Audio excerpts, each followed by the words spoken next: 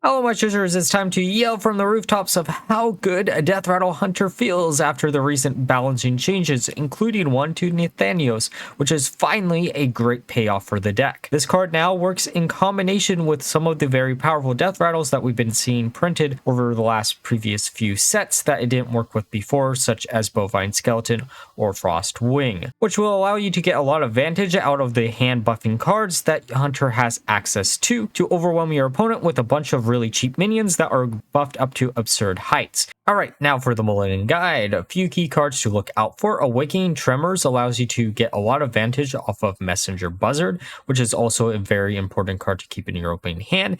And if you don't see this card, then you're going to be looking for things like Selected Breeder to get access to it so you can start hand buffing your hand as quickly as possible. Other than that, you're going to be looking for things like Trinket Tracker or even Harpoon Gun, just to cycle through the deck. Now, with that all being said, let's look at some games.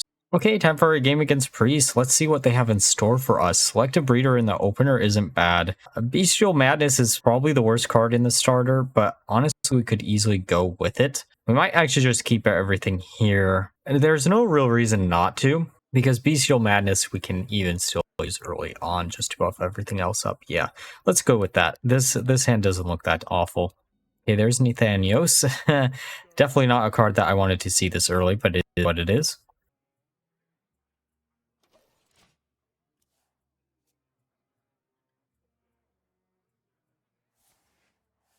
Going to get all our high cost cards. We're probably going to slam down Selected Breeder, though we could also do Bestial Madness. But most of the time, I just want to get this out as quickly as possible. Then we're going to use Messenger Buzzard.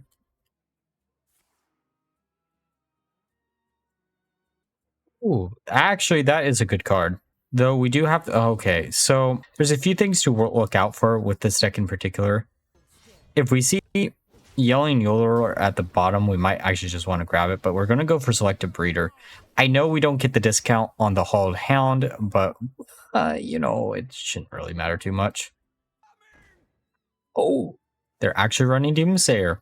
Mark me as shocked. I have been seeing a lot more people running Doomsayer, and I honestly understand why. Like, against something like Paladin in particular, Doomsayer is just a really good early game removal tool.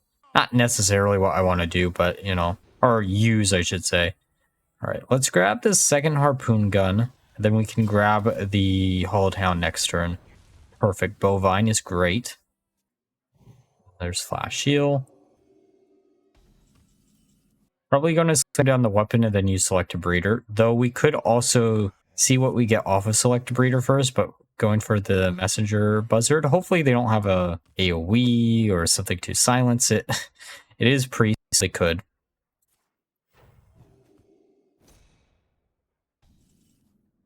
Spurfang. Spurfang is actually good for now, I should say. We also use both of the Selective Breeders already, so we're going to grab Bestial Madness and then slam down this one. All right, so we really want to pull off the combo. There is a maximum combo in this deck. Not probably the strongest combo in the world, but honestly, it's still something to go out for. Oh, and there goes our Buzzard. Well, you know, it was too good to be true. Let's slam down Nathanos. I am going to butcher that name till the end of time. Drawing an additional card. Going face. Yelling Yodeler, because that's funny. I know Hauled Hound would be better too, but actually, this is one of the matchups where, honestly, I'd rather just go for the Yelling Yodeler. So we're at 4 attack. And then Yelling Yodeler turns it into 6. And then 7. And then we basically... Oh, never mind. Never mind. The game is just gonna not let us do that. How do we want to do this? I feel like I made a mistake here. I don't remember what the mistake was. Oh, we probably slammed down the Messenger Buzzard when we probably shouldn't have. Yeah. Because I would have preferred to get it on the Yodeler, but we still do have hope, and hope lets us get to 9 attack actually pretty easily, I think. It's an interesting card. I'm curious if they're playing Highlander. I was originally planning on doing Highlander or Hunter, but I don't know.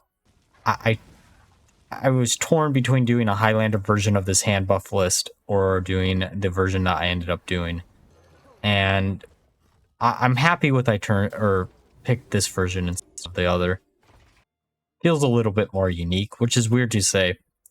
Who knows? We might go back to this idea with Highlander Hunter too. Oh, wait. Oh, different game. Never mind. Okay, they're at 27, 24. Well, they'll probably be up to 30, I'd assume. Light bomb, okay.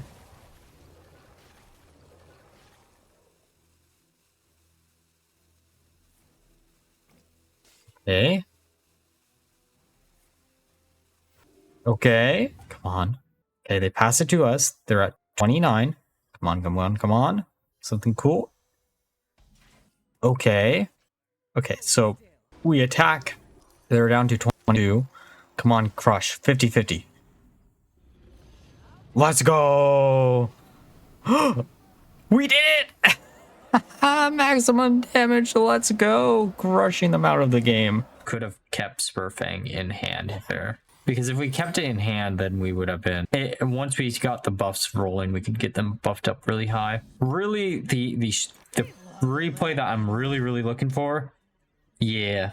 I mean, you got the first letter right? That's more impressive than me sometimes.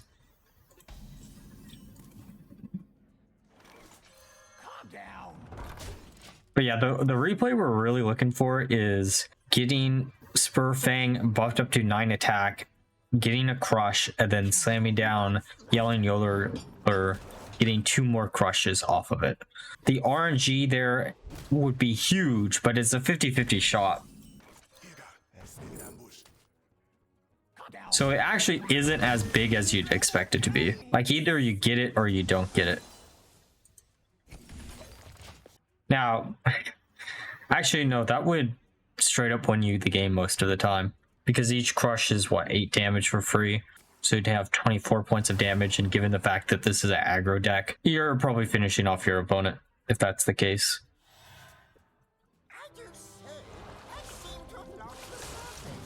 But yeah, I'm trying to think of like how the buffs would have to work out for you to be able to do something like that.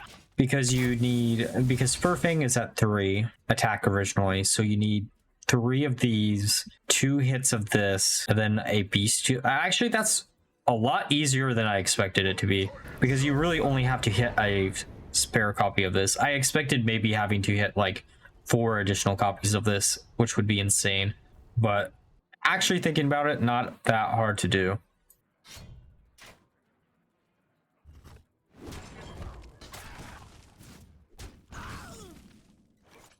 We need 1 more mana. They did get us a minion. We also have to have Spurfang in our hand for the beginning of the game to do something like that too, but I still think it's a lot easier than I would originally think. But who knows? We may or may not get that replay. I'll probably play this deck a lot between today and tomorrow. Or maybe just mainly today. Because this is definitely going to be one of those days where I stay up to the wee hours of the morning to get out a video for tomorrow. But to be fair, I was going to do that Thursday night anyway, so it just changes the day that it's happening on, right?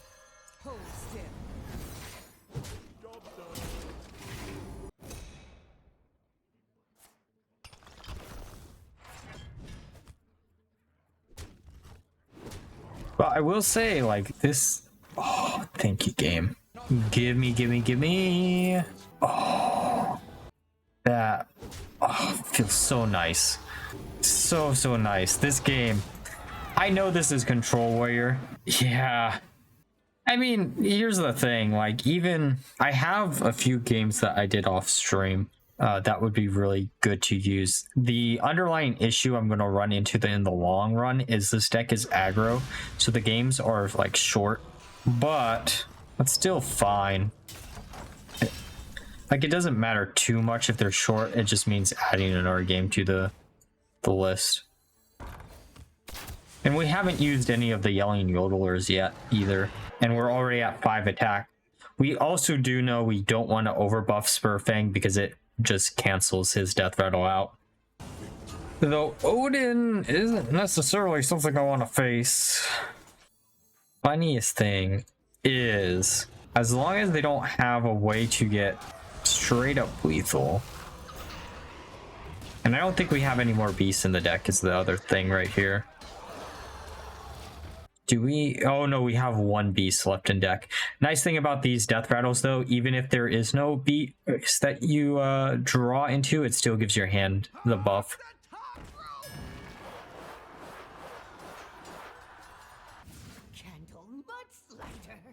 We're at 8. Select a breeder. So, oh, this literally draws us nothing because we have nothing left in the deck. Slamming these down. Buff this up, grab that.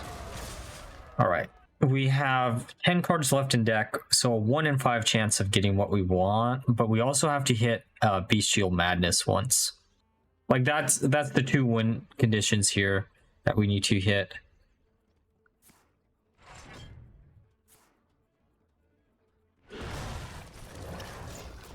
Okay, hit my face for a bunch. I don't really care at this point. Actually, so it's more like, oh, that could be bad.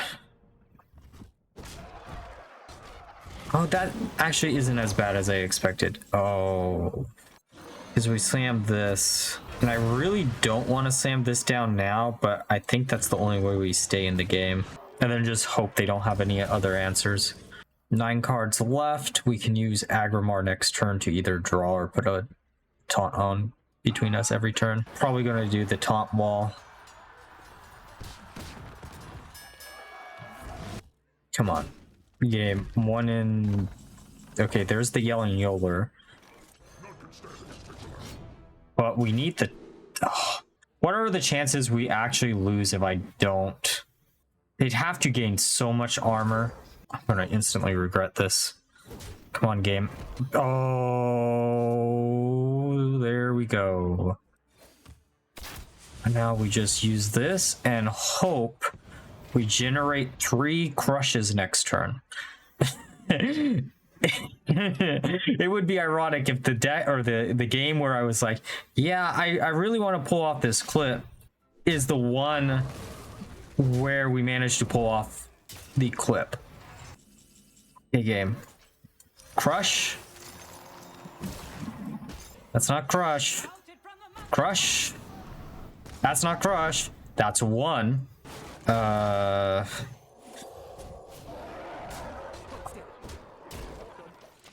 Well,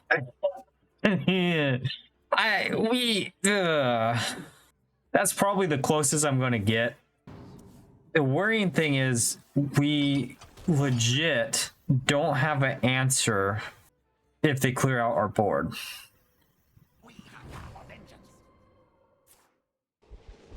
I don't understand what the point of hitting that one was, but okay. That does not clear out the board. That does put them... I think we still have lethal. Oh, I mean, hey, look. Can we get 2 crushes? 1 crush? Look, it's close enough.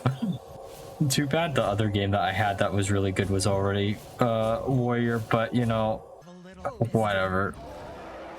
We did it! Yeah! Okay, time for a game against Mage. Let's see what they have in store for us. This is definitely one of those hands where we could just keep everything here. Because it is technically curved, but I kind of want to just hard mulligan everything else away besides the kennels. Because this is a much better hand. Getting to select a breeder or messenger buzzard is actually really, really good in this deck. Like, you don't necessarily need them to win out the game, but the sooner you can get them online, the better. I will say, though, this deck does struggle once you run out of resources. You just hope you don't run out of resources. The nice thing about it in particular, though, is all these cards I don't really want. I'm going to go for another Frothling. But yeah, like, you can run out of resources because you have a limited number of resources and you don't have any ways to, like, generate additional resources. but most of the time you're probably not going to, just because of the fact that a lot of your minions have death rattles on them, though your opponent can slam down something like Reno, but most games that you're gonna win before Reno comes out, so it's a trade-up, right?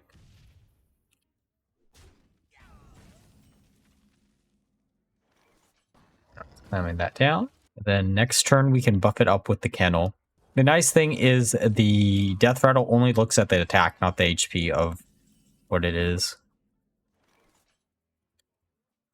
All right, we could use the Ellie Yodeler here, but I don't actually want to waste it on that. At least not yet. All right, let's buff this up. I will instantly regret this if that is what is the secret that literally no one plays? They did randomly generate it, so it could be okay, good. It's Ice Barrier. But you gotta love having a 10-5 on turn 5 that instantly dies and goes back into a 10-10. Though this is one of those matchups where they could easily have ways to freeze it out of the game for a long period of time.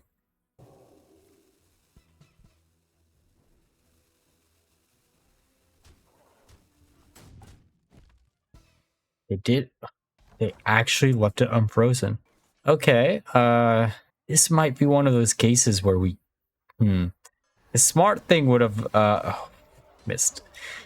I am so bad at remembering to attack with the Hope of Quoth the Lost before attacking with a minion. I've lost 2 games through that, but like usually it doesn't matter too much, especially because they're not going to be able to get rid of the minion.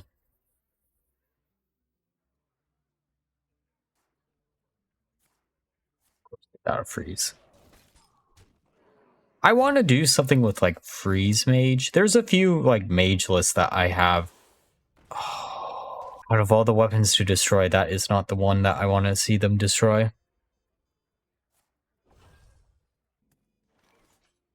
Let's slam this down. This will heal us up to full, which is so good. I just want to attack with my minion once, please. That's an interesting top deck, but we're gonna... I can't deal with that yet. We're just gonna slam down a bunch of minions. We also should have done this in the opposite order, but the chances of them... Okay, look. I know I don't make the best plays sometimes, but the chances of them being able to deal with 11-11s but not deal with 12-12s is... I'll eat my own shoe if they can actually deal with this board. They rewind. Probably looking for some freezes, right? We should have lethal next turn, I think, no matter what.